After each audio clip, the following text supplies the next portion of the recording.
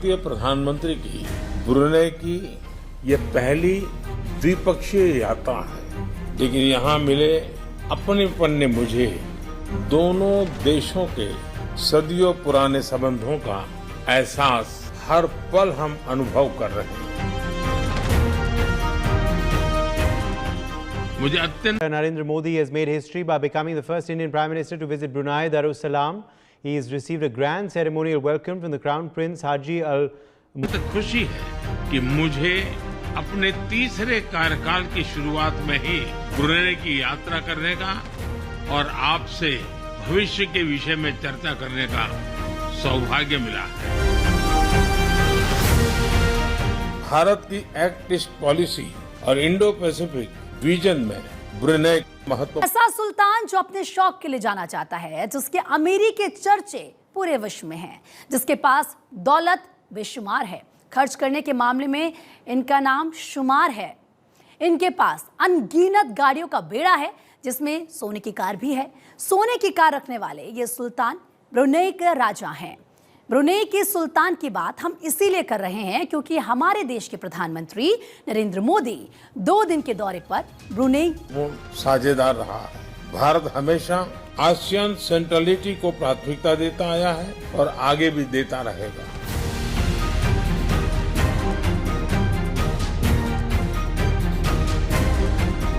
भारत के साथ संबंधों के प्रति आपकी प्रतिबद्धता के लिए हम आपके आभारी हैं। नमस्कार दोस्तों, जय हिंद। स्वागत है आपका और एक वीडियो में। Narendra Modi ji prime minister of India, हमारा गर्व, हमारा प्राउड नरेंद्र मोदी जी ब्रुनेई के दौरे पे गए थे। उनका जो स्वागत किया गया, ब्रुनेई के प्रिंस सुल्तान के द्वारा जो स्वागत किया गया, उसे देख पूरी दुनिया हक्की बक्की क्यों ना हो।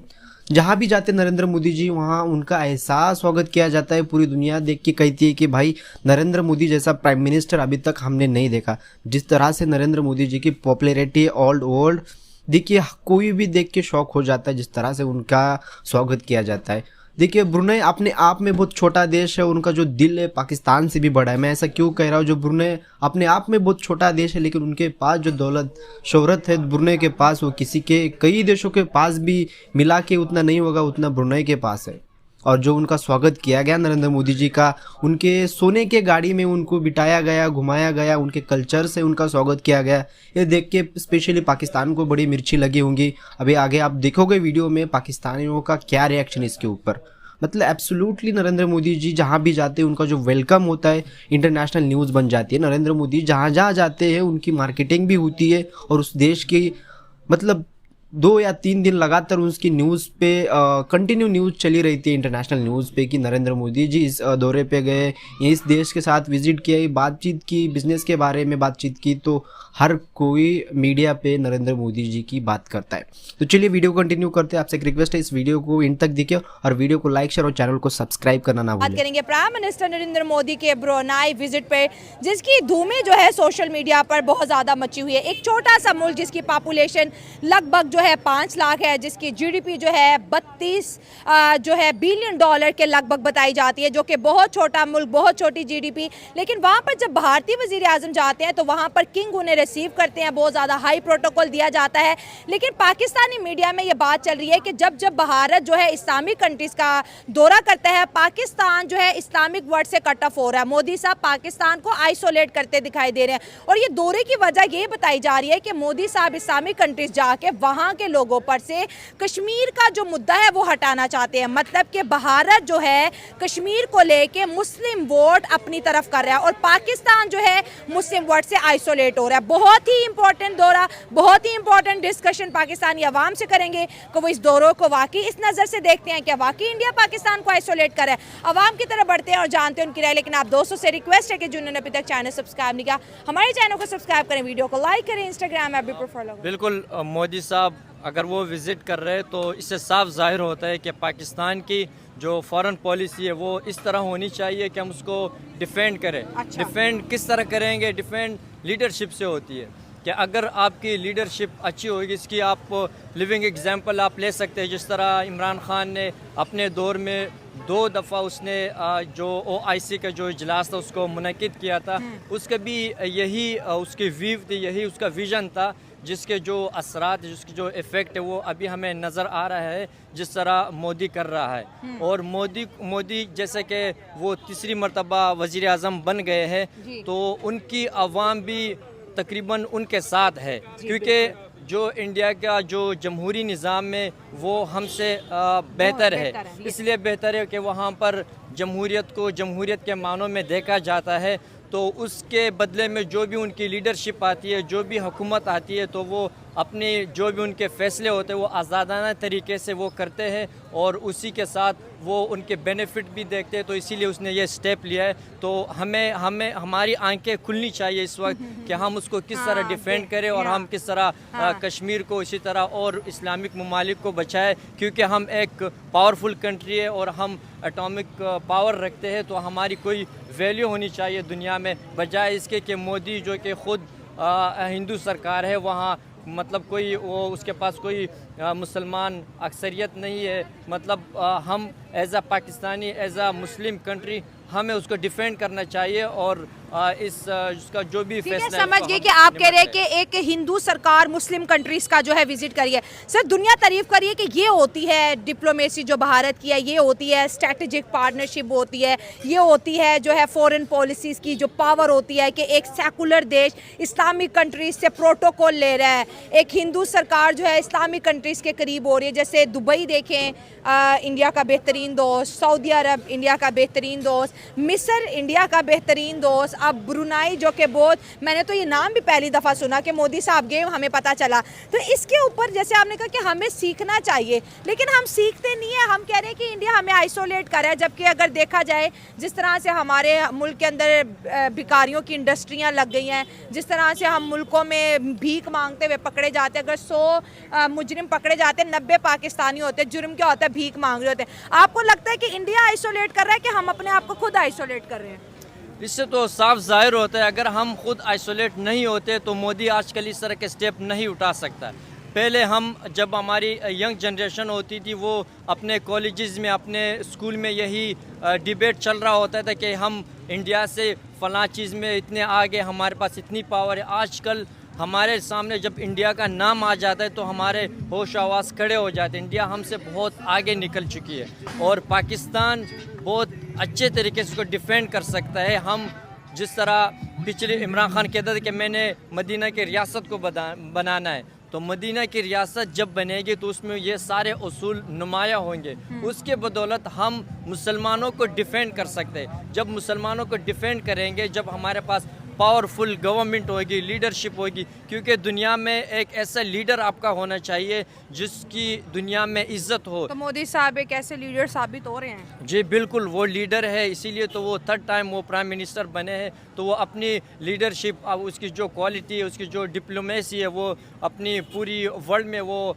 आप देख रहे हैं कि उसको वो लोगों को शो कर रहा है और लोग उसको मान रहे हैं। तो इसी वजह से तो जो जितने भी इस्लामिक कंट्रीज़ है, चाहे आप सऊदीया को ले ले, आप बाकी जो टर्की को ले ले, तो वो सारे उसका साथ दे रहे हैं। बिल्कुल, आपसे बात करेंगे कि जिस तरह से हम देख रहे हैं कि मोदी साहब जो है इस्लामिक वर्ल्ड के बहुत करीब हो रहे हैं। भारत और इस्लामिक कंट्रीज़ का ताल्लुक जो है बड़ा स्ट्रॉन्ग हो रहा है और पाकिस्तान अगर देखा जाए तो हमारे वज़ीर आज़म का दौरा या चीन तक होता है, हद ज़्यादा सऊदी अरब या UAE।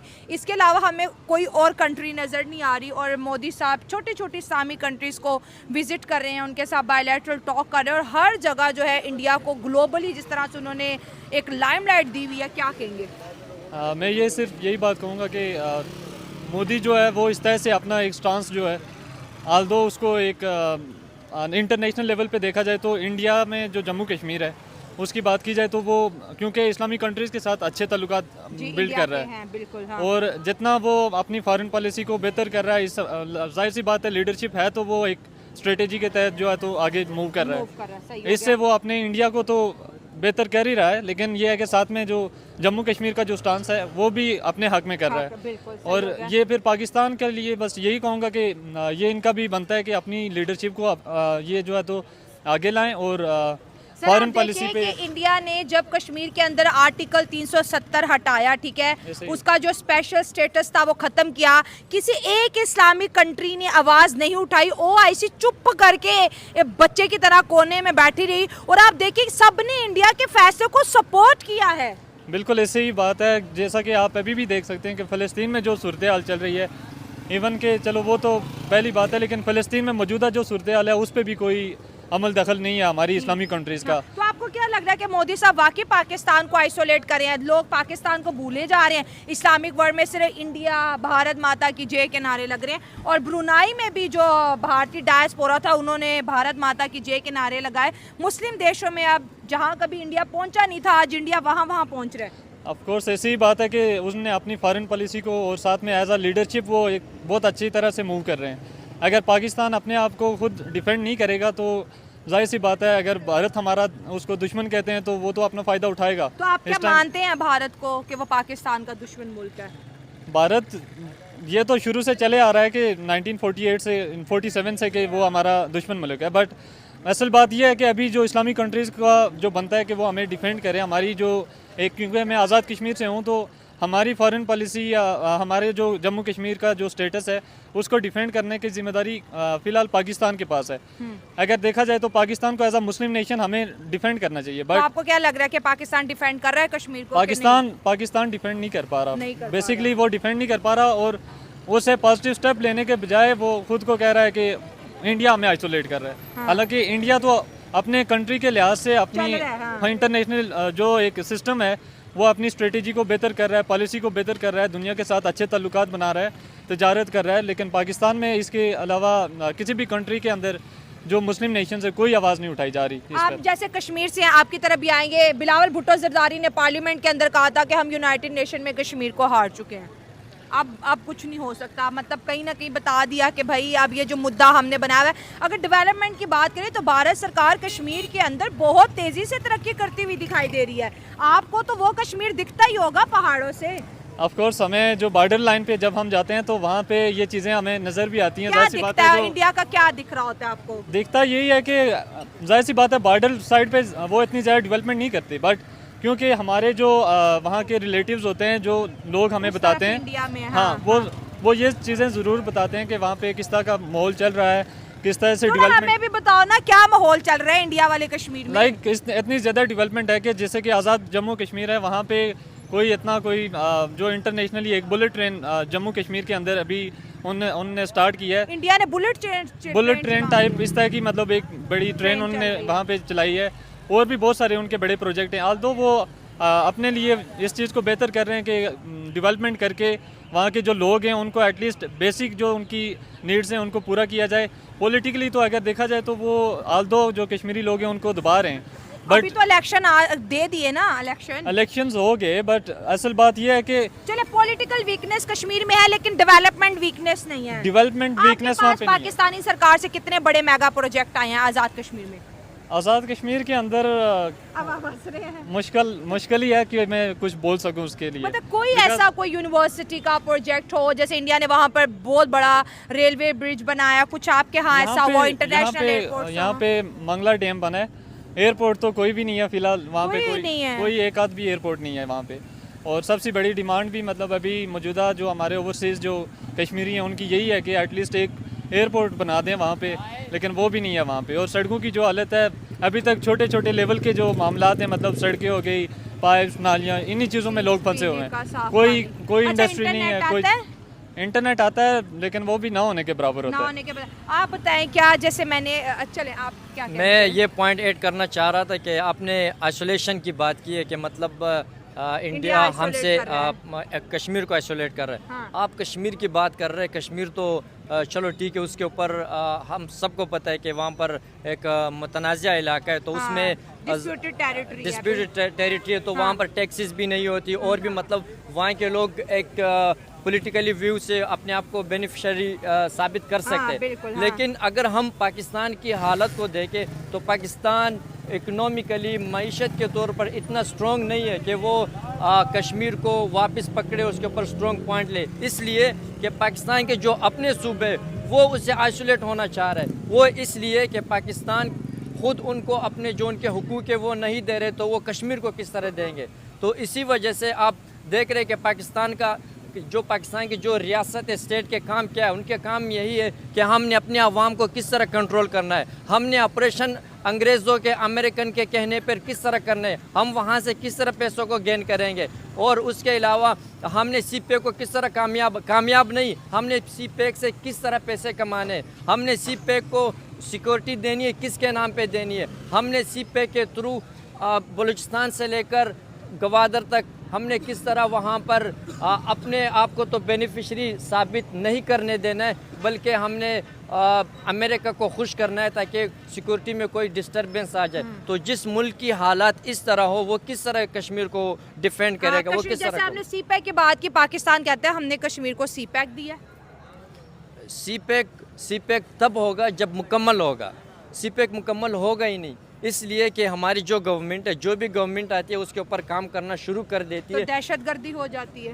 दहशतगर्दी वो मैंने बताया ना, इसीलिए मैंने बताया कि हम CPEC को या फिर जो ऑपरेशन वगैरह करते हैं, क्योंकि पाकिस्तान जब से बना था तब से ही हमारे बानी पाकिस्तान कायदे आज़म ने ही ये जो हमारा IMF का जो सिलसिला है, जो लोन का जो सिलसिला है, हम जो डिफरेंट ब्लॉक का हिस्सा बनते हैं, ये तब से शुरू है और आज तक पाकिस्तान उसी के ऊपर चल रहा है। तो जिस रियासत की जो फॉरेन पॉलिसी है वो इसके ऊपर मबनी हो तो वो खाक तरक्की करेगी। तो इंडिया की पॉलिसी भी अच्छी है और वो किसी ब्लॉक का हिस्सा भी नहीं है। किसी ब्लॉक का हिस्सा नहीं है, उनकी आज़ाद खारिजा पॉलिसी है। वो हर किसी को कहते हैं हमारे साथ आप कारोबार करें, हमारे साथ आप दुनिया की अमन अमान बरकरार रखने में हमारे साथ आप हमारे हामी बनो। हाँ। तो हम क्या करते हैं, हम कभी एक ब्लॉक का हिस्सा बन जाते हैं, कभी दूसरे ब्लॉक, जब किसी ब्लॉक में जाते तो वो वाले ब्लॉक हमसे खफा हो जाते।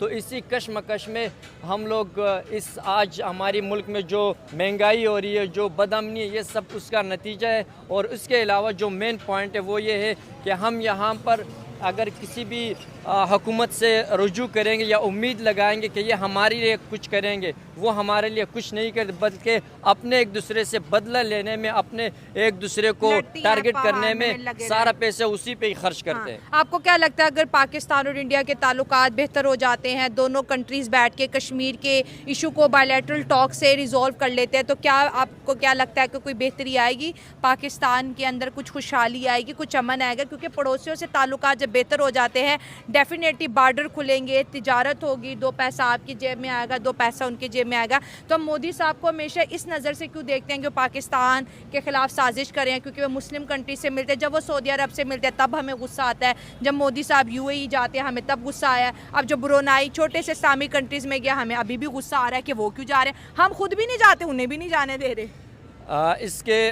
जिस तरह हम पाकिस्तान जी दोस्तों, वीडियो को यहाँ पे स्टॉप कर दे। अगर वीडियो अच्छा लगे तो वीडियो को लाइक, शेयर और वीडियो को बहुत सारा प्यार दीजिए। साथ ही साथ चैनल को सब्सक्राइब कीजिए, चैनल को भी बहुत सारा प्यार दीजिए, चैनल को सपोर्ट कीजिए। मैं मिलूंगा नेक्स्ट वीडियो में, तब तक के लिए जय हिंद।